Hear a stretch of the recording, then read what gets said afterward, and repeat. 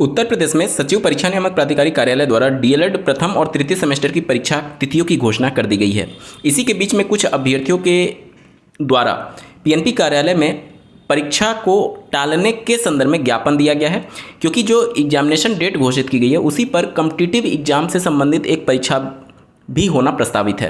अभ्यर्थियों की मांग है कि कुछ डीएलएड अभ्यर्थियों के द्वारा उसमें आवेदन किए गए हैं और चूंकि कॉम्पिटिटिव एग्जाम को शिफ्ट नहीं किया जा सकता, इसलिए डीएलएड परीक्षा को यहां पर शिफ्ट कर दिया जाए आगे के लिए। अब क्या इस मुद्दे पर पीएनपी कार्यालय के द्वारा परीक्षा शिफ्ट करने पर विचार किया जा रहा है?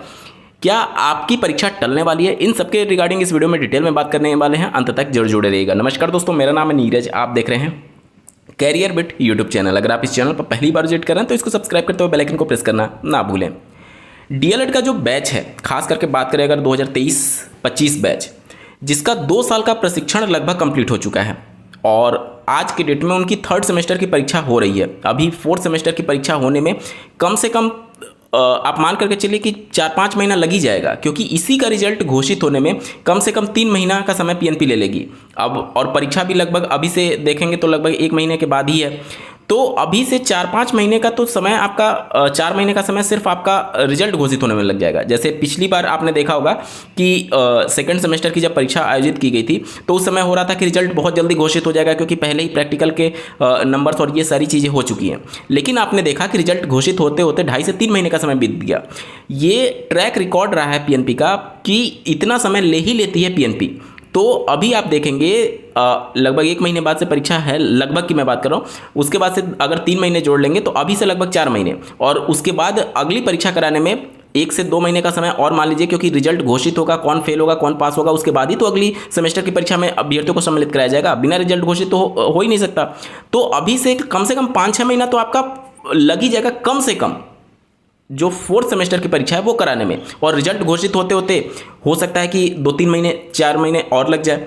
तो मोटा मोटी बहुत ज़्यादा लेट हो चुका है ये बैच। ऑलरेडी 2 साल का प्रशिक्षण कंप्लीट होने के बाद अभी इनकी 4th सेमेस्टर की परीक्षा के रिजल्ट की घोषणा की बात होनी चाहिए, या फिर एटलीस्ट परीक्षा हो जानी चाहिए। अभी इनके 3rd सेमेस्टर की परीक्षा हो रही है और 1st सेमेस्टर भी काफ़ी अगर देखेंगे तो अपने समय से विलंब ही चल रहा है।